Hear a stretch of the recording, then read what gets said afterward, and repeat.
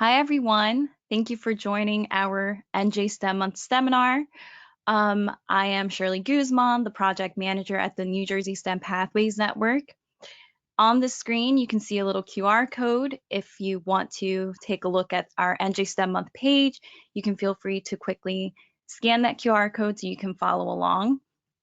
We have a great panel today that we're really excited to hear from, and they're going to be sharing some of their experiences with past events that they've hosted to celebrate NJ STEM Month. I do ask that all questions be saved to the end, and you'll be able to raise your hand, or you can type in questions as we go along, and our panelists will address those questions at the end. So without further ado, let's get started. So first, a little background as to what the New Jersey STEM Pathways Network is. We are a strategic public-private alliance defining and guiding a STEM vision for cradle-to-career pathways in New Jersey. We were established in 2014 by the New Jersey Office of the Secretary of Higher Education. We're managed by the Research and Development Council of New Jersey, and we're funded by the Overdeck Family Foundation.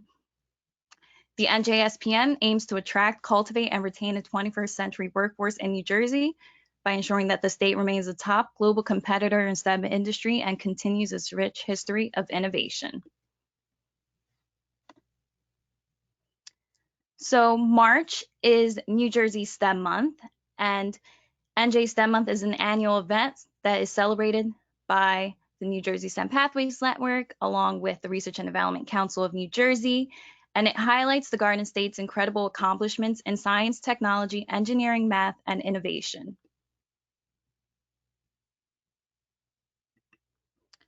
So, in order to celebrate NJ STEM Month, events will be held throughout the state to support the state's commitment to excellence in STEM. Anyone can participate. You can host an event, you can attend an event. Social media is huge. If you're tweeting, if you're on Facebook and you're sharing some of what you're doing and using the hashtag NJ STEM Month, that counts as participation. You can also write an op-ed or post a blog to our STEM Tales blog on our website. And another way that you can participate is by submitting an award nomination. And all of these resources and information is available on our website at www.njstempathways.org/njstemmonth. And the applications for our virtual STEM showcase and NJ STEM Month awards are on there, and additional information as to what those are and the qualifications are on the website. So we're kicking off NJ STEM Month on February 26th.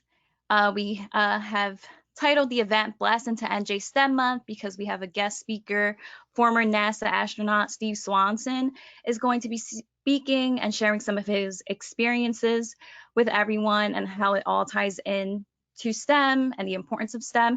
So it should be a really interesting discussion, and we really hope that you can attend.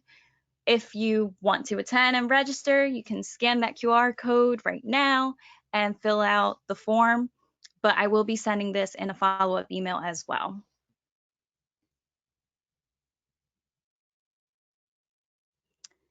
Okay, so now let's jump into our first panelist. Our speakers are from Delran STEM Alliance Ecosystem, Erica DeMichelle and Mary Jo Hutchinson. Erica is the K-12 Supervisor of Science, Engineering, Technology, Sustainability, and Coordinator of STEM Initiatives for Delran Township Schools. She's also the co-lead of the Delran STEM Ecosystem.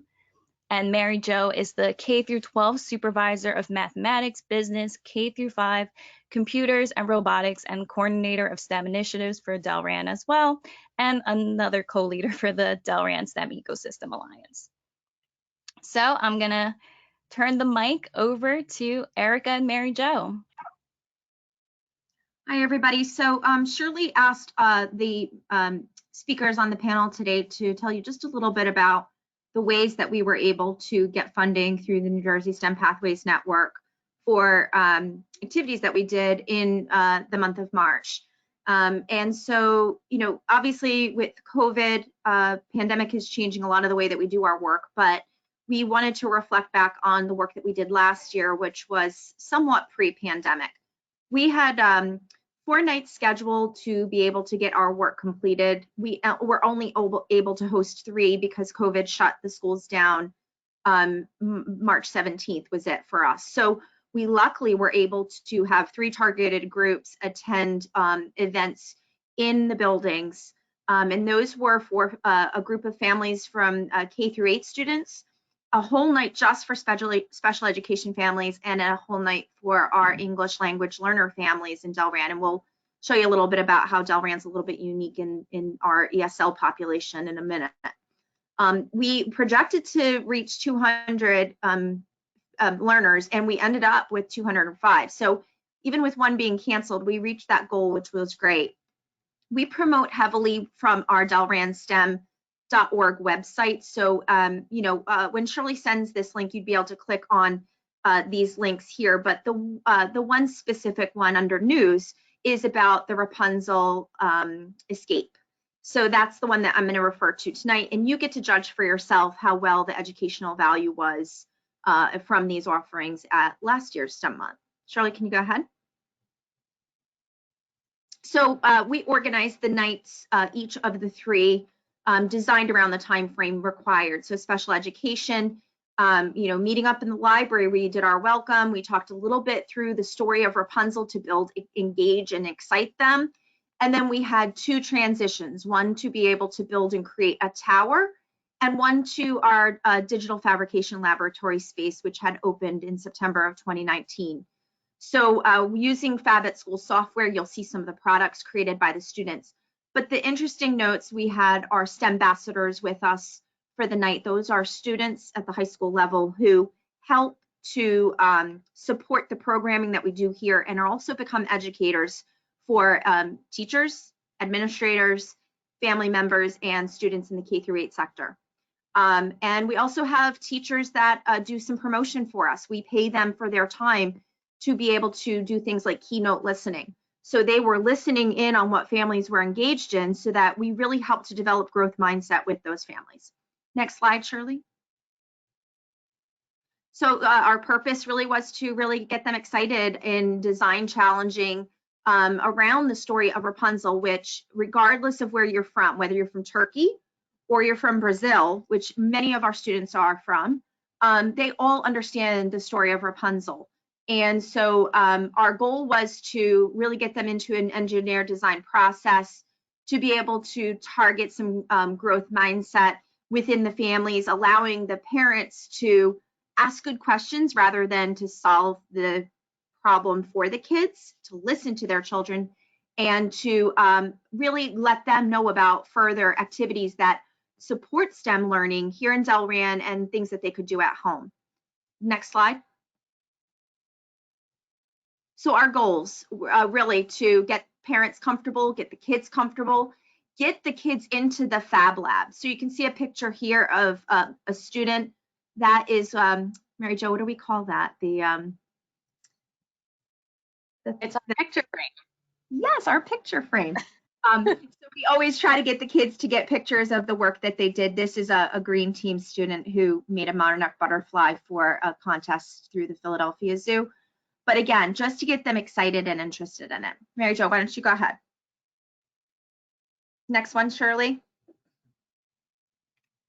Okay, so this is just a quick overview of the schedule, very similar to one that Erica showed a minute ago for the special ed family engagement night.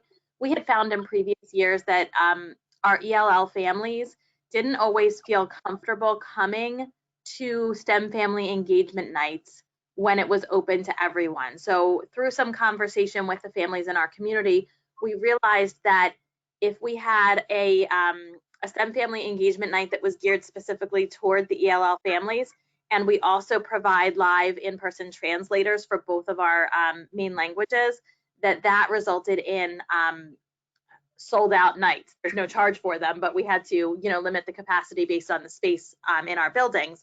And suddenly, our spaces were full. So this is just an example of, some of the slides that we had put up on this particular night. We grouped them so that the families who spoke the same language were together and could have a couple of translators helping those families. Next slide, Shirley. Yeah, skip through that one, Shirley, to the next. So this just will give you an overview, and we'll kind of skip really quickly through a few of these slides. This is how we started the night.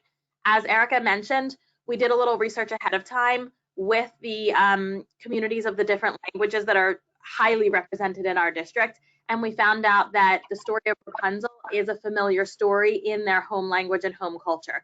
And we really wanted to start with that familiar context. That way, it just removed another barrier. So if you skip through these next couple of slides, we kind of talked through the story of Rapunzel, which was familiar to the parents and the children. And you can just keep going, Shirley.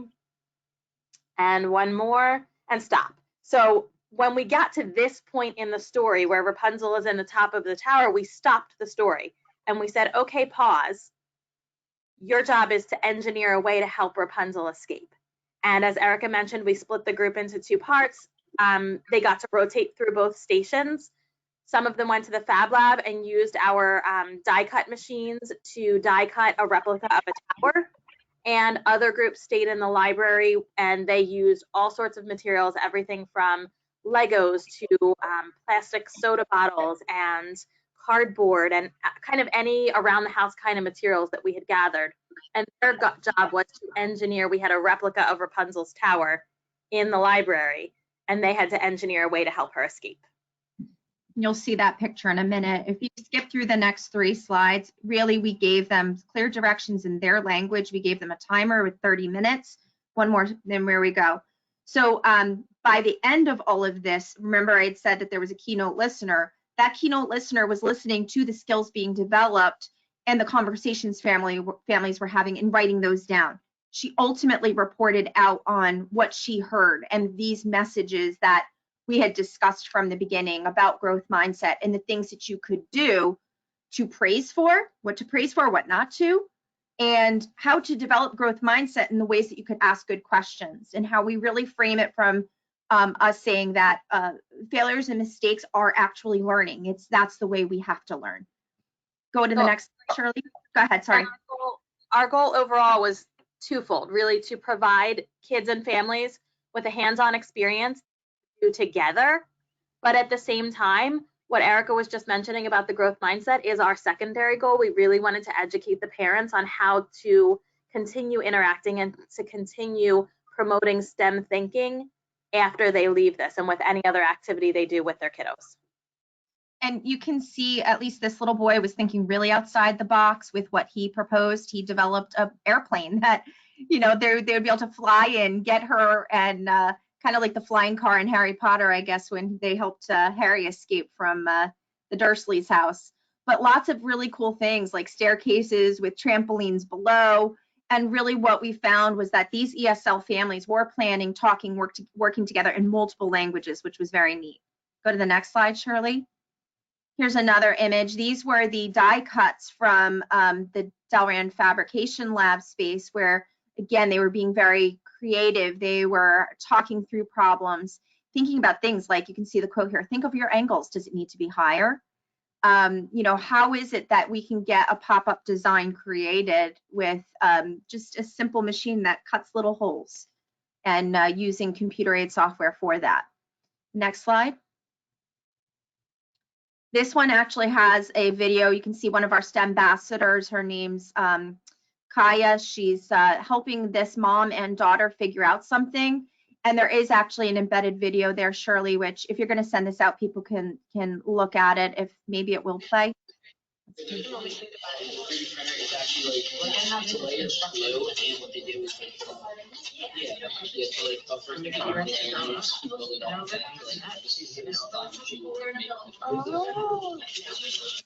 you hear her go, oh? And that was the moment of learning. And I think that kind of encapsulated what we really wanted, was that mom, daughter, a STEM ambassador there helping with digital technology, really engaging them. She's a second grader, I believe, or a third grader, that little girl. And she was able to really get a lot out of that night. So skip to the next slide. And these are just some more of the products. You can see we've got a very eclectic group of youngsters who are getting into the lab, not right now with COVID, but we'll be getting into the lab throughout this district, and you know, we're going to continue to bring families in and make sure that they're using the space as best as possible. Can you go to the next slide? And there's our STEM ambassadors, and if anybody's interested in finding out about what that program is, we're happy to kind of share how we turn these youngsters, really young people, they're not youngsters anymore, young people, into STEM enthusiasts who become the educators, and they're good at their voluntary jobs. And I think that might be the last one. Oh no, we finished the story of Rapunzel. You want to do that, Mary Jo? Sure. So at the end, after they had their rotations through the 2 stations, the die cutting in the Fab Lab and the creative engineering with materials in the library, both groups rotated stations, and then they came back in the end to the media center, and we finished up telling the story of Rapunzel. If you scroll through, Shirley, and just again, a couple of links on some of the other activities that we have, but that family engagement night based around Rapunzel was what we did to celebrate New Jersey STEM Month last year. And this year we're looking at how we're going to take our family engagement virtual. In the fall, we did one activity where we actually sent kits of materials home with all of our students in grades 2, 3, 4, 5.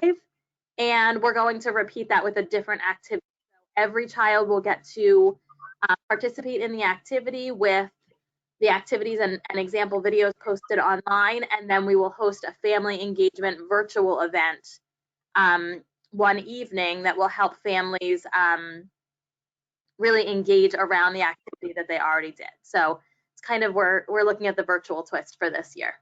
Thank you. Thanks.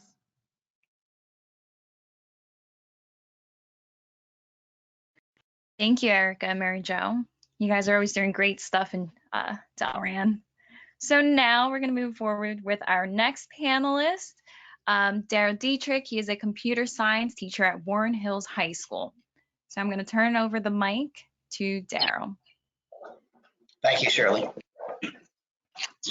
And Erica and Mary Jo, that was great. I have a whole page of notes here on the STEM family engagement night, and I love the STEM ambassador idea. So I'm gonna look into that a little bit. So thank you very much. So our STEM event was basically an event that we have been doing since 2014. But what we did is we were able to buy some robots to make the event a little bit better. So I'm going to tell you a little bit about Girls Coding with Girls first, and then I'll explain what we use the money for. So Girls Coding with Girls is a program where high school girls teach elementary and middle school girls about coding. Basically, it's a near peer mentoring program. We do a lot. We have my computer science club is called CSWH, so this is part of that. And the idea that our students are inspiring and teaching the next generation of students. So the near peer mentoring model is equally valuable for both our high school students and our elementary school students. Next slide. Girls Coding with Girls was started in 2014 by an NC WIT Aspirations Award.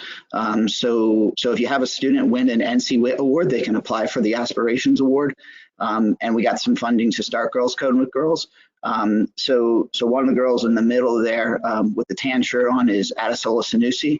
And so her senior year, she started Girls Coding with Girls, and she came to me, we developed it together, but she took the lead on it.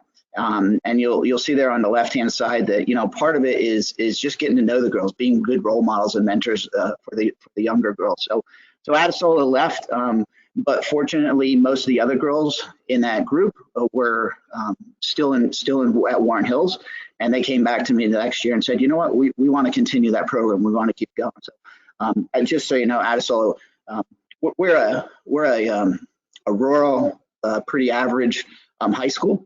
But Adesola is one of our stars. She did go on to Harvard and now works at Google. So it's pretty cool. So, so next slide. So Girls Coding Girls has been going on since 2014.